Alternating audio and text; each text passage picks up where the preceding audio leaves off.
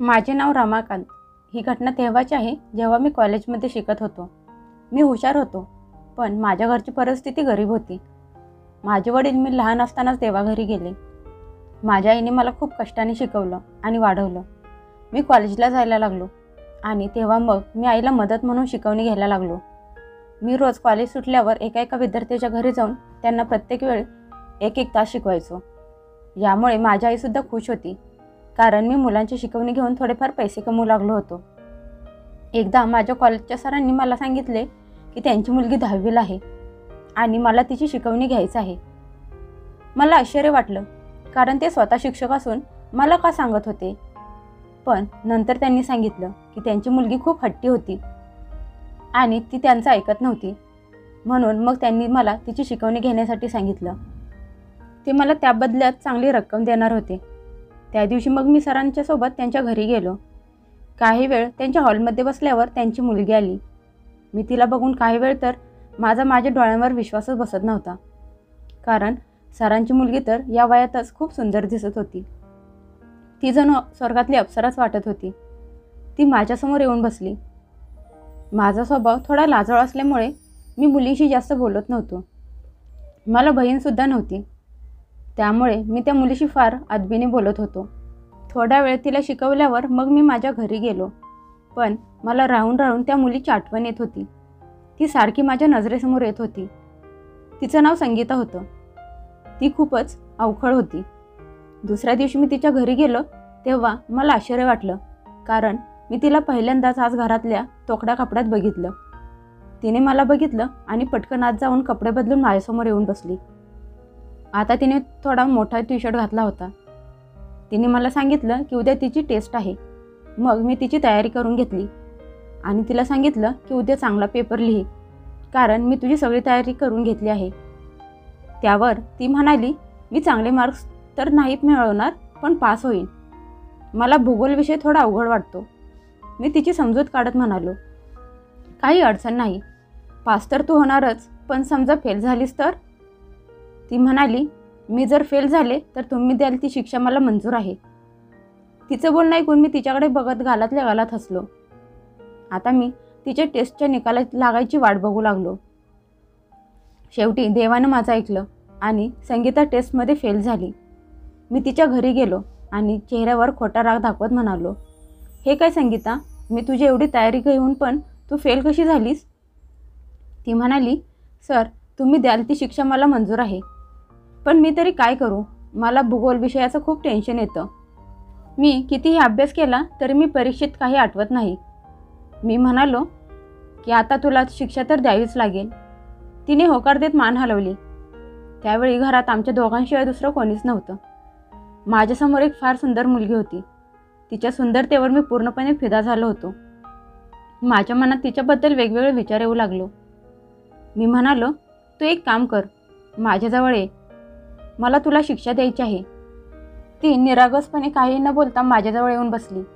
मी तिला विचारलं, तुझं वय किती? ती म्हणाली, माझे वय 14 वर्ष. मी तिला म्हणालो, जर का मी तुला आत्ता काही शिक्षा दिली तर तू तुझ्या घरातल्यांना सांगणार तर नाहीस ना? ती म्हणाली, नाही सर, मी घरात कोणालाही सांगणार नाही. मी थोडा वेळ शांत बसलो. तिचे ते गुलाबी गाल बघून मला असं वाटलं की तिला घट्ट मिठीत घ्यावं, पण नंतर मी स्वतःच्या मनावर कंट्रोल केलं, कारण माझ्या आईची असली शिकवण नव्हती. मग मी तिला म्हणालो, चल यावेळी मी तुला काही शिक्षा देत नाही, पण इथून पुढे मात्र परीक्षेत फेल झालीस तर मात्र मी कडक शिक्षा देईन. असं म्हणून मग मी तिला शिकवायला लागलो. एक दिवस मी कॉलेजमध्ये असताना सर माझ्याजवळ आले आणि म्हणाले, मला तुझ्याशी थोडं बोलायचं आहे. मी म्हणालो, ठीक आहे सर, मी थोड्या वेळात येतो. थोड्या वेळाने मी त्यांच्याकडे गेलो. सर म्हणाले, बस, मला तुझ्याशी संगीताबद्दल थोडं बोलायचं आहे. हे ऐकून मला धक्काच बसला, कारण मला काही कळायला मार्गच नव्हता की त्यांना माझ्याशी काय बोलायचं असेल. मग सर म्हणाले, मला असं वाटतंय की संगीताला तुझ्या घरी यायला पाहिजे. हे ऐकून मी अजूनच आश्चर्यचकित झालो. सर म्हणाले, माझा तुझ्यावर पूर्ण विश्वास आहे. मला माहीत आहे तू एक खूप चांगला मुलगा आहेस आणि काही दिवसांसाठी मी बाहेरगावी जाणार आहे आणि इथे माझे कोणी नातेवाईक पण नाहीत. शिवाय तिची टेस्ट पण चालू आहे. त्यामुळे मी तिला तुझ्या घरी ठेवावं म्हणतो. तू तिला शिकवशील पण आणि तिच्यावर लक्ष पण ठेवशील. तुझ्या घरी तुझी आई पण आहे, त्यामुळे मला जास्त काही काळजी नाही. मी होकार दिला, पण मला माझ्या मनावर पूर्ण ताबा ठेवावा लागणार होता. पण कसा? एवढी सुंदर मुलगी आता माझ्या घरी राहणार होती. पण नंतर मग मी माझ्या आईचा विचार केला की ती तर घरीच असणार आहे. मी संगीताला माझ्या आईच्या जवळ झोपवणार होतो. असं ठरवून मी सरांना होकार दिला. त्यानंतर मग त्यांनी मला त्यांच्या घरी नेलं. त्यांनी संगीताला अगोदरच फोन करून सांगितलं होतं, त्यामुळे ती तिची बॅग आवरून बसली होती. त्यांनी संगीताला काही गोष्टी समजावून सांगितल्या आणि तिने पण मान हलवून होकार दिला. तिथून मग मी आणि संगीता माझ्या गाडीवर बसून आमच्या घरी निघालो. घरी पोहोचल्यावर संगीताला बघून माझ्या आईला आश्चर्य वाटलं. मग मी तिला सगळी हकीकत समजावून सांगितली. त्यावेळी तर आई काहीच बोलली नाही, पण लगेच तिने मला बाजूच्या खोलीत बोलावून घेतलं आणि म्हणाली, हे काय केलंस तू? तुला तर माहीत आहे ना, मला पाहुण्यांच्या घरी लग्नाला जावे लागणार आहे. ते लग्न दुसऱ्या शहरात आहे आणि मला तिथे 2-3 दिवसांसाठी तरी जावं लागणार आहे. आता संगीता इथे कशी राहणार? आईचं बोलणं ऐकून माझ्या लक्षात आलं की आईला तर लग्नाला जावं लागणार होतं आणि मी ते विसरलंच होतो. पण आता काय करायचं? कारण संगीताचे वडील आता शहरातून गेले होते आणि तिला एकटीला मी तिच्या घरी सोडू शकत नव्हतो. मी आईला यावर काहीतरी मार्ग काढायला सांगितला. मग मीच आईला सांगितलं की तू लग्नाला जा, मी संगीताची काळजी घेईन. त्यावर आई म्हणाली की नाही, असं करता येणार नाही. आजूबाजूचे लोक काय म्हणतील? मी आईला म्हणालो, आई तू लोकांची काळजी करू नकोस. तुझा माझ्यावर विश्वास आहे ना? माझ्या आईचा माझ्यावर विश्वास होता आणि तिला माहीत होतं की मी काही झालं तरी तिचं नाव खराब करणार नव्हतं. त्यामुळे ती लग्नाला निघून गेली. आता घरात फक्त आम्ही दोघंच होतो.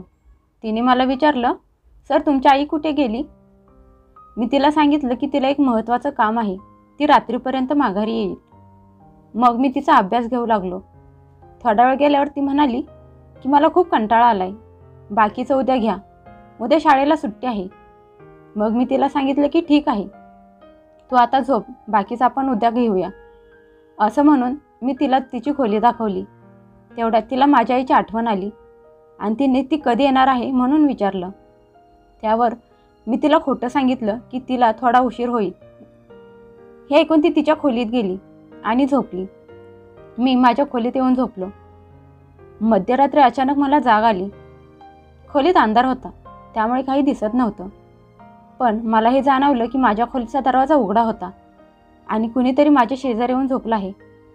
तेवढ्यात अचानक संगीताची आठवण आली. पण दुसऱ्या क्षणी मी लाईट ऑन केली आणि बघितलं तर संगीता माझ्या शेजारी येऊन झोपली होती. तिला बघून मला धक्काच बसला. मी तिला म्हणालो, संगीता हे काय आहे? तू या खोलीत काय करते आहेस? चल तुझ्या खोलीत जाऊन झोप. ती म्हणाली, मला अंधारात एकटीला झोपायला भीती वाटते.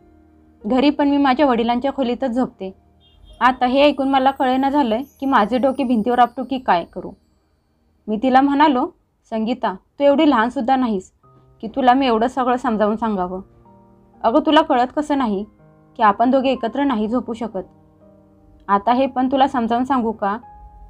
ती म्हणाली, नाही मला समजतंय, पण मी तरी काय करू? माझा नाईलाज आहे.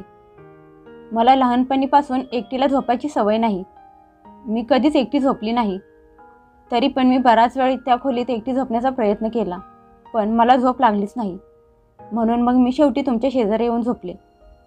तिचं ते बोलणं ऐकून मला थोडं वाईट वाटलं आणि मग मीच त्यातून काहीतरी मार्ग काढायचा ठरवला.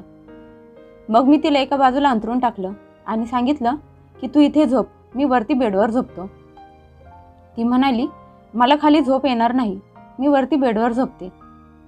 मग मी तिला वरती झोपवलं आणि मी खाली झोपलो. मला खाली काही केल्या झोप येत नव्हती.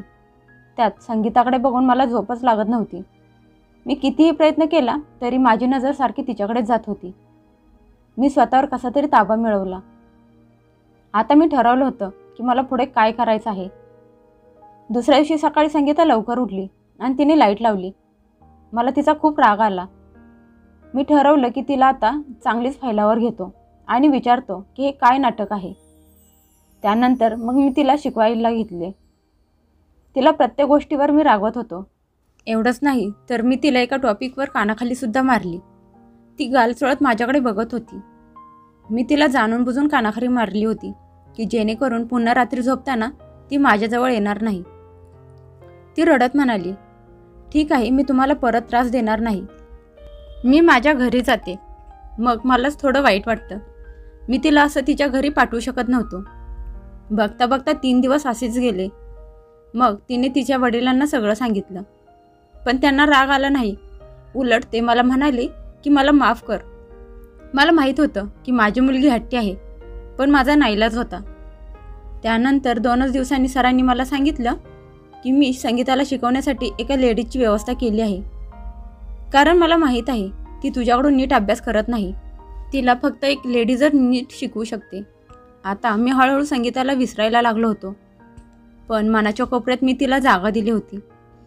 मला कधी कधी तो प्रसंग आठवत असायचा जेव्हा मी तिला कानाखाली मारली होती. पण तसं करणं मला गरजेचं होतं. कारण ती ज्या वयात होती त्यावेळी पाय घसरणं स्वाभाविकच होतं. माझासुद्धा तो जाऊ शकत होता. आणि जर का तसं झालं असतं तर मी आयुष्यात स्वतःला कधीच माफ करू शकलो नसतो. या घटनेला आता 5 वर्ष होऊन गेली होती. मला समजलं की ती आता महाविद्यालयात शिकत आहे. एकदा अचानक मला गेटच्या जवळ संगीता दिसली. तिचं ते सौंदर्य बघून मी हैराण झालो. ती आता पहिल्यासारखी लहान नव्हती. तिला बघून मला जाणवलं की तिला सुद्धा कॉलेजची हवा लागली होती. तिच्या आजूबाजूला काही मुलं घुटमळत होती. त्यातली काही मुलं तिच्याशी हसून बोलत होती. तेवढ्यात अचानक तिची नजर माझ्यावर गेली. तिने मला ओळखलं पण ती माझ्याजवळ आली नाही. मला या गोष्टीचं आश्चर्य वाटलं. पण अशी काय नाराजी होती की ती माझ्याजवळ आली नाही? मी रोज तिला बघायचो. ती मला दिसायची आणि नेहमी तिच्यासोबत तिचे ते काही मित्र असायचे. एकदा मला राहवलं नाही आणि मी तिच्याजवळ गेलो आणि तिला विचारलं की मला ओळखलं का नाही?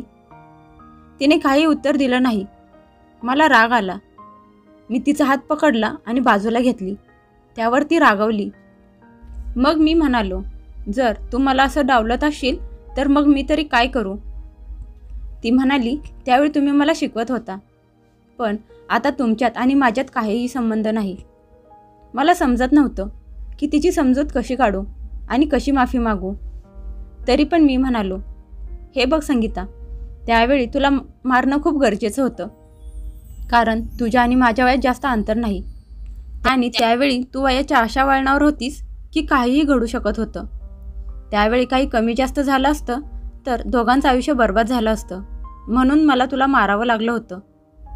तुला माहीत नसेल, कदाचित मला तू आवडत होतीस, पण मी तुला हे त्यावेळी सांगू शकलो नाही. हे ऐकून ती काही बोलली नाही. कदाचित मी पण तिला आवडत होतो. ती काही न बोलता तिथून निघून गेली. मी तसाच तिथेच उभा राहिलो. त्यानंतर मला असं वाटलं की तिला तिची चूक समजेल आणि ती माझी माफी मागायला येईल. मी बरेच दिवस वाट बघितली, पण ती आलीच नाही. एक दिवस अचानक मला कोणीतरी मागून आवाज दिला. मी मागे वळून बघितलं तर ती संगीता होती. ती म्हणाली, मला माफ कर. त्यावेळी मी असं वागायला नको होतं, पण काय करणार, मला या सगळ्याची सवय नाही. कारण माझ्याशी कुणी आजपर्यंत असं बोललं नाही. माझे बाबा पण मला कधी मोठा आवाज करून बोलत नाहीत. मी त्याचवेळी ठरवलं होतं की हे सगळं मी माझ्या बाबांना सांगणार आणि मी तुझ्याकडून शिकवणी घेणार नाही. तिचं बोलणं ऐकून मी थोडासा हसलो. दुसऱ्या दिवशी मी माझ्या आईला सांगून संगीताच्या घरी माझ्या लग्नाची बोलणी करायला पाठवली. सरांना माझ्याबद्दल काहीच अडचण नव्हती, त्यामुळे त्यांनी लगेच होकार दिला. 15 दिवसानंतर संगीता माझी बायको बनून माझ्या समोर बसली होती आणि मी तिचं सौंदर्य निहाळत होतो. ती लाजून गेली होती. मी तिचा हात हातात घेतला आणि म्हणालो, संगीता, आता तुला माझ्यासोबत बेडवर माझ्याजवळ झोपायचा पूर्ण अधिकार आहे. असं म्हणत मी तिच्या हातावर माझे ओठ टेकवले. ती पण लाजून माझ्या मिठीत घुसली.